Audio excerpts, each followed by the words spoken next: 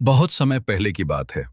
हरियाणा और राजस्थान की सीमा के पास एक छोटा सा गांव था, जहां खेतों में सरसों लहराती थी और लोग सादगी से जीवन बिताते थे। उसी गांव में एक लड़का रहता था। नाम था मौजा। गांव वाले उसे प्यार से मौजा कहते थे, क्योंकि वो हमेशा मस्ती में रहता, अपनी ही धुन में खोया रहता था। मौजा दिल का बहुत अच्छा था। कोई भी परेशानी में होता तो सबसे पहले वही मदद को पहुंचता। लेकिन उसमें एक बड़ी कमी थी। उसे काम करने में बिल्कुल मन नहीं लगता था। खेत पर जाना, मेहनत करना, कमाई करना, ये सब बातें उसे बोझ लगती थीं। उसके पिता दिन रात मेहनत करते और बेटे की इस आदत से बहुत परेशान रहते।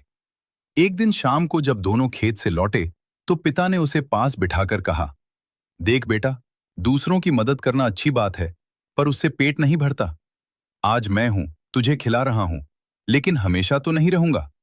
कल को तेरी शादी होगी, परिवार होगा, तू कैसे संभालेगा? मौजा हंसते हुए बोला, अरे बापू, आप हो ना, आप ही संभाल लेना सब। पिता ने गहरी सांस ली और बोले, एक दिन मैं भी चला जाऊंगा, तब क्या करेगा तू? ये सुनकर पहली बार मौजा थोड़ा गंभीर हुआ। उसने सिर खुजलाते हुए कहा, ठीक है बापू, बताओ क्या करना है। पिता के चेहरे पर उम्मीद की चमक आई। बोले, कल सुबह तू ये साग लेकर पास के गांव में बेचा। एक बार काम करेगा तो आदत बन जाएगी। अगले दिन सुबह सुबह मौजा टोकरी में ताजा साग भरकर निकल पड़ा। रास्ते में उसके कुछ दोस्त मिल गए। वो सब भी उसकी तरह आलसी थे। उन्हें डर लगा कि अगर मौजा काम करने लग गया तो वो उनसे दूर हो जाएगा। उन्होंने चालाकी से उसे गलत रास्ता बता दिया। ओए मौजा, इस तरफ से जल्दी पहुंच जाएगा, उन्होंने कहा। मौजा ने बिना सोचे उनकी बात मान ली और उसी रास्ते पर चल पड़ा। लेकिन वो रास्ता सीधे एक घने और डरावने जंगल में जाता था। जंगल इतना भयानक था कि आम आदमी डर के मारे वापस लौट जाए, लेकिन मौजा के मन में डर कम और जिद ज्यादा थी। उसे अपने बापू की बात याद थी। वो आगे बढ़ता गया। कुछ देर बाद उसे भूख लगी। उसने सोचा, यहीं बैठकर खाना खा लेता हूं। लेकिन तभी चारों तरफ से जानवरों की डरावनी आवाजें आने लगी। मौजा समझ गया कि जमीन पर बैठना ठीक नहीं। उसने पेड़ों की बेलें तोड़कर रस्सी बनाई और एक ऊंचे पेड़ पर चढ़ गया। ऊपर बैठकर उसने थोड़ा सा खाना खाया और बाकी बचा लिया। शाम होते होते उसे समझ आ गया कि दोस्त उसे धोखा देकर गलत रास्ते पर भेज गए हैं। अब वापस लौटना मुश्किल था, इसलिए उसने आगे बढ़ना ही ठीक समझा। थोड़ी देर बाद उसे एक पुराना खंडहर दिखा। टूटा फूटा मकान था, लेकिन रात बिताने के लिए वही ठीक लगा। किसी तरह वो ऊपर चढ़ा और एक कोने में बैठ गया।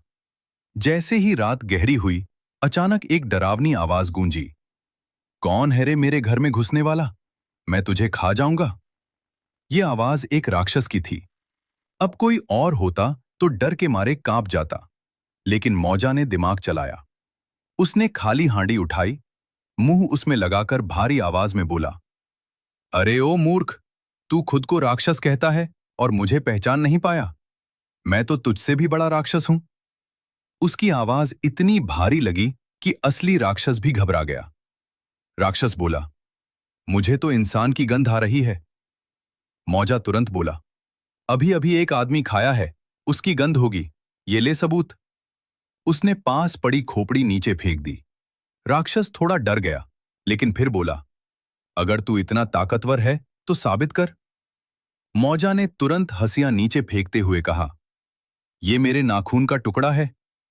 हंसिया जाकर राक्षस के सिर पर लगा। राक्षस चकरा गया और डर के मारे कांपने लगा। फिर मौजा ने बेलों की रस्सी फेंकी और बोला, और ये मेरी नाक का बाल है। इतनी मोटी नाक का बाल देखकर राक्षस का डर और बढ़ गया। मौजा ने गरज कर कहा, भाग जा यहां से, नहीं तो नीचे आकर तुझे खत्म कर दूंगा। राक्षस जान बचाकर भाग गया। सुबह हुई तो मौजा ने देखा कि खंडहर में ढेर सारा धन, गहने और सामान पड़ा है। उसे समझ आ गया कि ये सब उन लोगों का है जिन्हें राक्षस खा गया होगा। उसने सारा धन अपनी टोकरी में भरा और गांव लौट आया। पिता उसे सही सलामत देखकर खुश हो गए। जब उन्होंने टोकरी में भरा धन देखा तो हैरान रह गए। मौजा ने सारी कहानी सच सच बता दी और कहा, बापू, अब समझ आ गया, काम करना जरूरी है, और गलत संगत से दूर रहना चाहिए। उस दिन के बाद मौजा बदल गया। उसने मेहनत करना शुरू किया और अपने पिता के साथ ईमानदारी से काम करने लगा। गांव वाले कहते थे, जो आदमी समझदार होता है वो डरता नहीं, बल्कि हर मुश्किल का हल निकाल लेता है।